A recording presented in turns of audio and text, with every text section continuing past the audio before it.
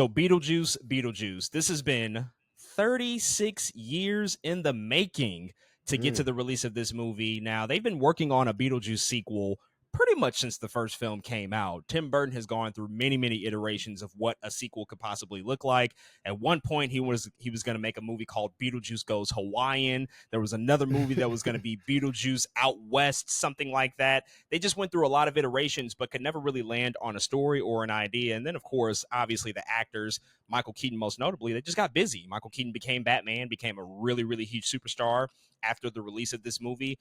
But a strange set of events occurred because recently Tim Burton most recently directed the live action Dumbo feature film for Disney, was pretty much a critical and commercial failure and almost considered retiring because of just the lack of turnout and the lack of praise for that film. But he set his sights on television and for streaming and made Wednesday on Netflix, which ended up becoming, I think, the second or third most watched English language show in the history of Netflix. Huge mega success. And I do attribute that show for really reigniting his passion for film and wanting to get this hmm Beetlejuice sequel made, because of course he casted Jenna Ortega in this movie, who starred in the Wednesday show, and he was able to get everybody else back for the most part to reunite for this sequel again to this long awaited movie. We got a chance to go check out this movie this past weekend, and with all of that out the way, man, I will pass it over to you. What do you think about this brand new Tim Burton film, Beetlejuice? Man, you said it. This movie has been such a long time coming, and it's so interesting. What makes this movie so interesting or so intriguing to me is existence, in the fact that this is one of the first movies we've been talking about legacy sequels again in just a lot, whether it's Scream or True Twisters, whatever it is. We've been talking about a ton of legacy sequels, but this one in particular feels like the one that actually feels like it succeeds and permeates so many different generations. Like, I know kids who were interested in seeing this probably because of Wednesday and Jenna Ortega. I know millennials who are our age who just know Beetlejuice and have watched Beetlejuice, and there are boomers and Gen X and all these other people that are like, yeah, I like Beetlejuice and I love Beetlejuice. It's the first time I feel like I've been part of something like this. Besides, like, I'd say like Jurassic Park, right? Like Jurassic Park is also one of those things. It's like, yeah, it permits everybody. But this is one of the ones I was like, wow, people are really into Beetlejuice. And the resurgence, I think, of this franchise, again, just made me realize how much people really love that first movie. And myself too, I do love the original Beetlejuice. It is a good movie, but it's never been like, whoa, I have to watch Beetlejuice right now for me. But I was still excited to see this movie, excited to see a lot of the cast come back, excited to see Jenna Ortega to become part of this thing, and for Tim Burton, I think, to get some steam back. I really like Tim Burton. He's not my favorite director, but I love a lot of the movies that he creates. I love his vision. I love his production design. To be honest, he's probably one of my favorite production design directors. Like, he really likes to create worlds and things like that, so he's definitely one of my directors in that regard as well. And he's not afraid to be weird. A lot of things he does has always been weird. But I'm glad to say Beetlejuice has, I think, all of the remnants of both Tim Burton and the original Beetlejuice. They have a lot of those old beats, they have a lot of those old feels, a lot of those old components, to make it feel like a Beetlejuice movie for sure. Michael Keaton is still having a blast as he was in the original.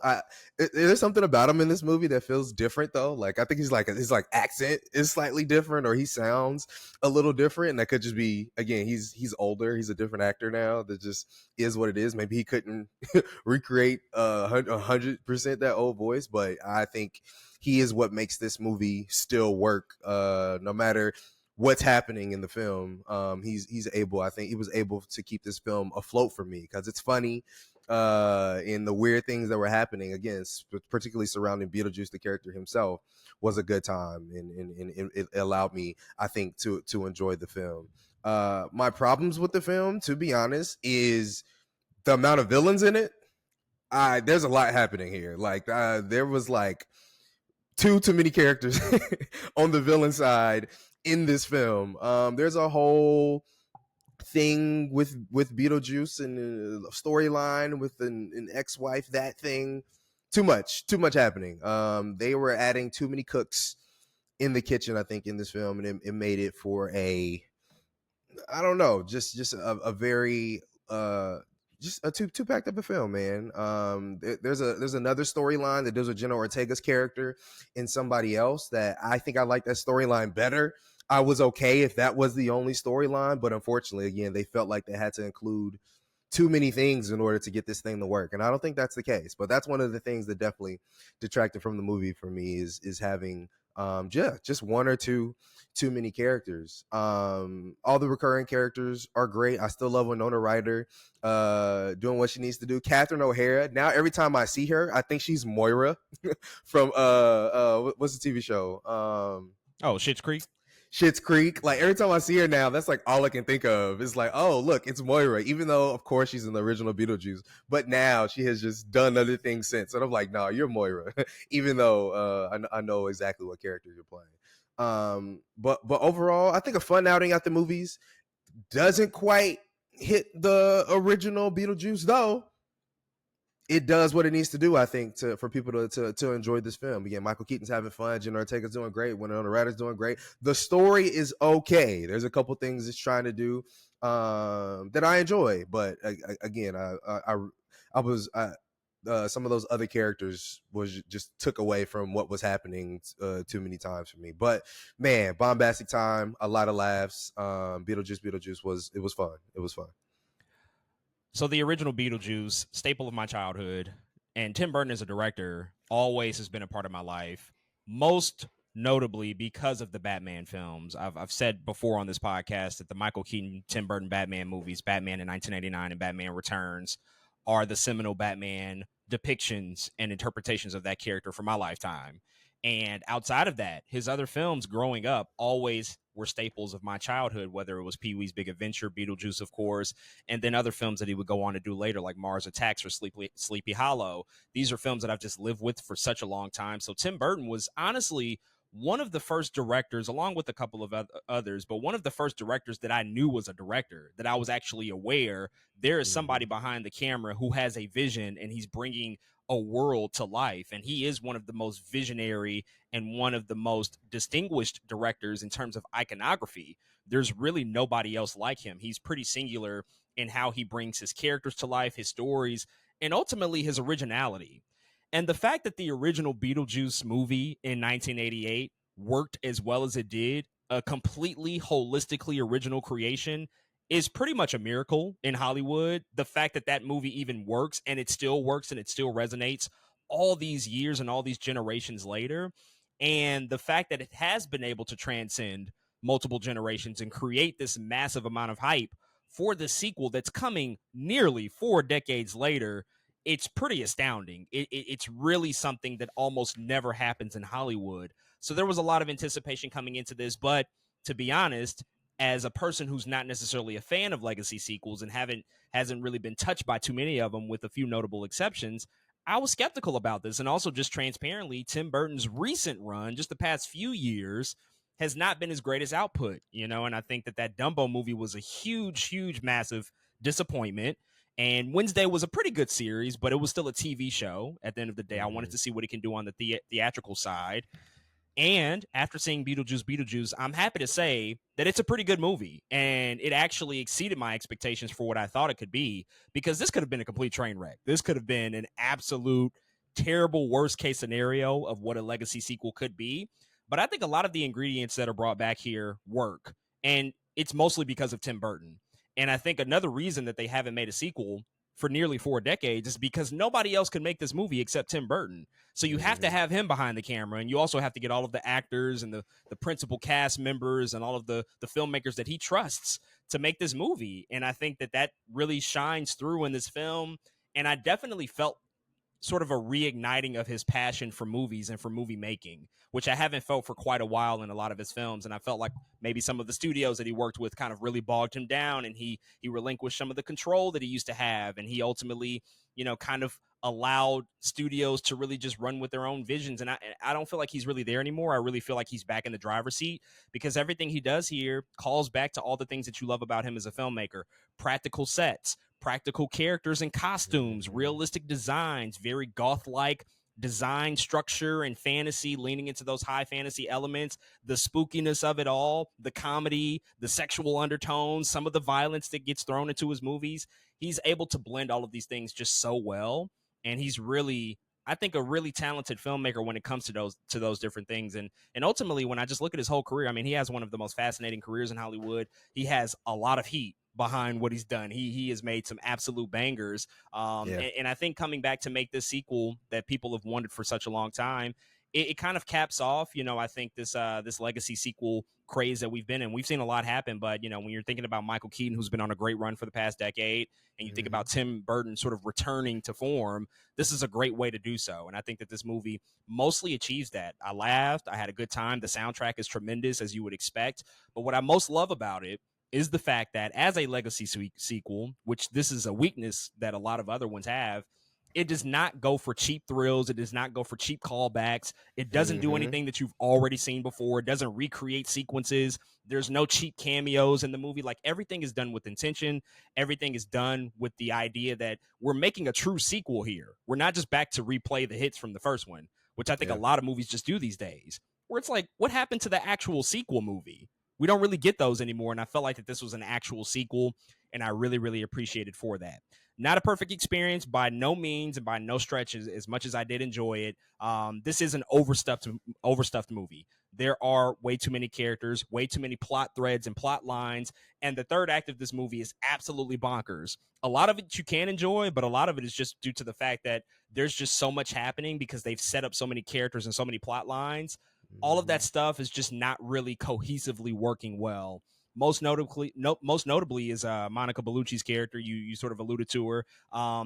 She's a great, tremendous actress, and her and Tim Burton are dating, so I get why she's probably in the movie, why I found a Hmm. part for her. But at the end of the day, she's spending all of her time looking menacing and walking down hallways. That's really all she's doing in the movie, and it's not a ton of stuff, which is a bit of a shame. And even Willem Dafoe, one of my favorite actors who I love, even his role, as funny as it was, It was wasn't funny. totally necessary. It didn't really need to be here when you think about it.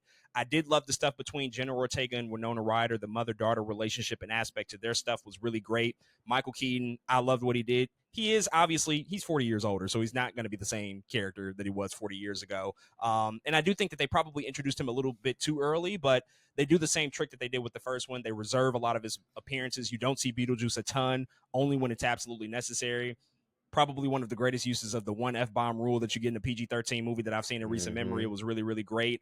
And there was the one other plot thread between Jenna Ortega and this new boyfriend that she finds in the movie it was okay. It was okay. They probably could have used a little bit more, but ultimately a far few too many plot lines and subplots that they could have dispelled with. But I think for most people, they'll walk away really enjoying this movie. I think it mostly hits those satisfactory beats that you would want to hit out of a Beetlejuice movie. You're not coming in here for a 5-star classic. You just want it to be a Right. pretty decent experience that makes you recall and remember the first one while still trying to achieve and do something new.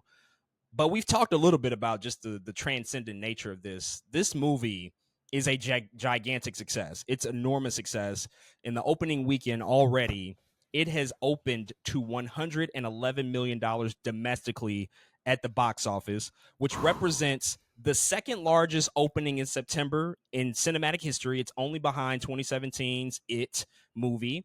And it's also the third biggest opening weekend of the year, only behind Deadpool Wow. and Wolverine and Inside Out 2. So this is a smash hit. This is a monster success. The tracking was high, so there were expectations that this was going to do incredibly well. But if you asked us a year ago when we were first hearing about this movie, would it make this much money? I mean, I don't think I would have predicted that by any stretch of the imagination.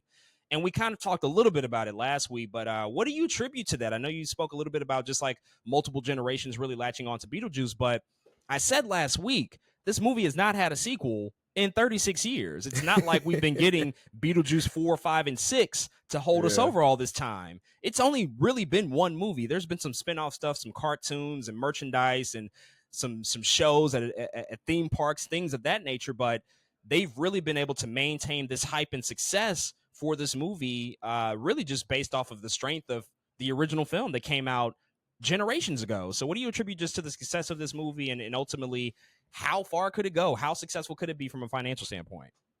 I really do think it's just the fandom of this film is definitely a big part of it. Of course, there's things like you mentioned Tim Burton coming off of the height of Wednesday and people like Jenna Ortega being in it. She probably didn't have much to do with it. It really is Tim Burton and people knowing Michael Keaton is coming back to do this thing, and Catherine O'Hara and Winona Ryder. People seeing those pieces come back together, I think, as fans of the original, are like, hell yeah, I'm gonna go see that. You know what I mean? Like, we get so many legacy sequels where that's not the case. You spoke about how Tim Burton, he's the only person that can really make this movie. I cannot imagine if this movie was directed by somebody else. It just wouldn't make any sense. It probably wouldn't make as much money. People would be like, who's directing this? Like, not the original dude that did the original Beetlejuice. People probably wouldn't go see it. It's really, I think, getting people excited that everybody's returning here and people excited to see one of their favorite characters yet again. Randomly, a lot of people still dress up as Beetlejuice for Halloween. Halloween is coming up. This is a very spooky season movie. People watch Beetlejuice every year. I know people that literally watch Beetlejuice every year, so it stays in their consciousness constantly. So again, when you hear a new one is coming out, it's like, oh shoot, I just watched Beetlejuice last year. You know what I'm saying? Let's go to the movies to go ahead and watch the sequel. People simply love Beetlejuice as a character. He's also just got put in multiverses as a character, a playable character very recently, which was of course also kind of a marketing play, right? It's like, oh, let's get him in this video game before the movie comes out. That's really smart, but I think the marketing's good. I think they got the old team back, which is really good. Again, cast and crew. Yeah, I just think they had all the pieces to make it successful, man. And on top of that, it wasn't a competitive weekend. They didn't pick another weekend where there was something crazy coming out. It was like, no, this is Beetlejuice's weekend, so let's go eat. And I think they did a pretty good job at it. As always with these things, there's always more than one singular reason you can attribute it to. I totally agree about the weekend. September historically is largely a pretty dry month. So picking the Labor Day weekend and really the entire month of September to just play and go far, genius move on the part of Warner Brothers. Mm-hmm. In addition to that, though, I will say, as far as Tim Burton and his appeal, obviously I think people know him. People certainly know his style. He has made a name for himself, of course, in Hollywood because he is so singular. I don't know how much of that was really a factor here. I do think, even though I wouldn't consider Jenna Ortega a movie star by any stretch, she is sort of a Gen Z superstar. She has already sort of made herself the icon of her generation, largely because of Wednesday. In fact, a lot of the moviegoers that represented most of the demographic this weekend were from Latina communities. And so she obviously comes from that community, and that was a big part of it. But also, in addition to that, you are getting some of that older demographic who grew up with the original movie and watched it over the course of all these years with the replays on cables, the marathons that they would do for every year for ABC Family and 31 Nights of Halloween or whatever it was. All of that stuff really is a big factor, but ultimately can't disregard this had really incredible marketing behind it. They put a lot behind this movie. Warner Brothers really ponied up to make sure that this felt like an event. I saw Beetlejuice stuff everywhere. It had all sorts of product placements and sponsorships. It was all over the place. You saw Michael Keaton was on Hot Ones in costume as Beetlejuice. Like, stuff like that is taking it to the next level. That's how you are getting past the conversation of just another movie that's coming out. And when I went to go see it, and even like in the days surrounding of going to see it, people were dressing up. It did feel like something that you were a part of. People had on the black and white stripes. People had on the skirts and the all black or whatever it was to really resemble these characters. There was a Broadway show a few years ago that I saw that was pretty good. Like, there's just always been Beetlejuice something in pop culture consciousness. And I think people just want to feel like they're a part of something. Those are the movies that tend to be super successful these days, where it feels like, oh, this is more than just a movie. It's an experience.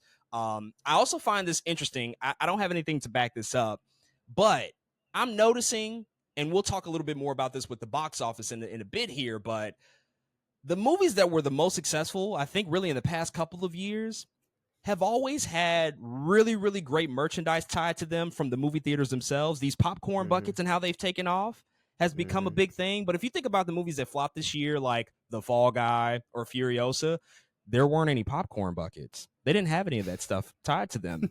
I don't think that that's a coincidence. Like, think about Dune Part 2 and how that was a moment, and the Deadpool popcorn buckets, and this the alien buckets. The alien buckets. This one didn't have the best one, but it had a lot of stuff you already can buy into, like the Beetlejuice merchandise. There's so many easy levers to pull, and that's just becoming more of a prominent factor these days. And I think that studios have to really be ahead of the curve when they're thinking about that stuff. So it's an incredible success.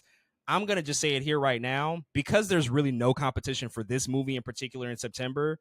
Yeah. I wouldn't be surprised if this makes $1 billion. That's saying a whole lot.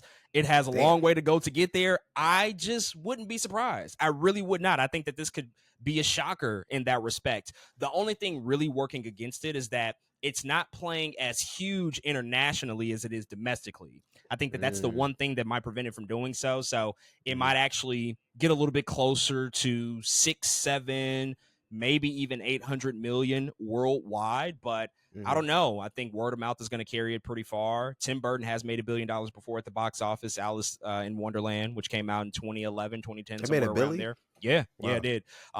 Really off of the strength of Johnny Depp's movie stardom at the time. Mhm. Alice Mhm. Through the Looking Glass, Alice in Wonderland, pretty well known properties. But Yeah. I think that there's a potential case that can be made.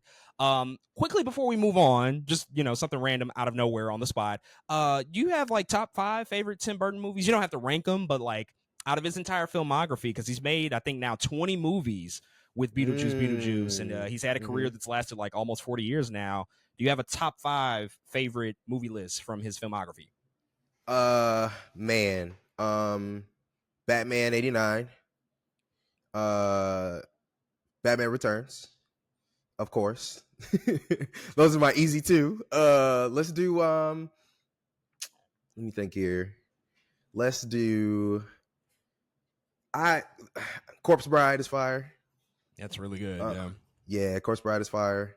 1, 2, 3. Beetlejuice is 4. And then for a last one, I'm gonna go with Edward Scissorhands. I'm gonna go with Edward Oh yeah, I Scissorhands. think It's between that and Sweeney Todd. Those are like I really like both, but I'm gonna go with Edward Scissorhands. I think a lot of people would probably have Edward Scissorhands in their top 5. That's a pretty seminal movie for a lot of people as well.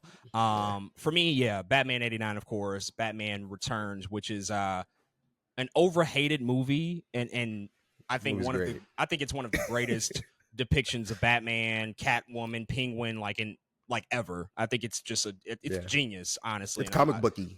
yeah, It's all comic of that, and booky it's ass dark movie. and it's mature. And he said, "Fuck the studio. This is the movie I'm making. I love They it for all of ate. those reasons." Batman Returns So ate, man. Batman Returns, Pee Wee's Big Adventure. I grew up a Hmm. huge Pee Wee fan. Paul Rubens. I mean, he's just always associated with that character. So Pee Wee's Big Adventure is also in there. Ed Wood, love that movie. Hmm. It's a great testament to the history of Hollywood and just how Hollywood can It's a really good fuck you movie. over and shut you out. Um, I think I would put Sweeney Todd in there as well as my 5th one. That's a really, I know a lot of people Yeah, don't really jive banger, with it because of just the banger. adaptation of it, but I love it. I thought it was great, so I would add Sweeney Todd in my 5th spot. So yeah, he has an incredible filmography.